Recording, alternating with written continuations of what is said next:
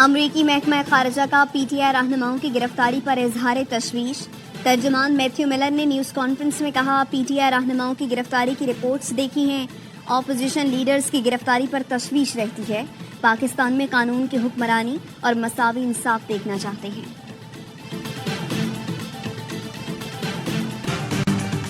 آصف زرداری اور نواز شریف تاریخ کے غلط رخ پر کھڑے ہیں، ان کا ساتھ دینے والا سیاست میں نظریں نہیں ملا سکے گا۔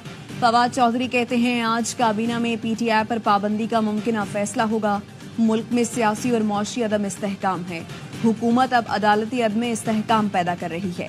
ڈیجیٹل دہشت گردی پی ٹی آئی نہیں باہر سے لوگ کر رہے ہیں، جو باہر بیٹھ کر لڑانا چاہتے ہیں ان سے سب دور رہیں۔ وزیر اعظم شہباز شریف کی زیر صدارت وفاقی کابینہ کا اجلاس، پی ٹی آئی پر پابندی کا معاملہ زیر غور۔ بانی پی ٹی آئی عارف الوی اور قاسم سوری کے خلاف آرٹیکل 6 کی کارروائی کی منظوری لی جائے گی۔ مخصوص نشستوں پر عدالتی فیصلے پر بھی غور کیا جا رہا ہے۔ کابینہ کو آئی ایم ایف سے معاہدے پر پیش رفت سے آگاہ کیا جائے گا۔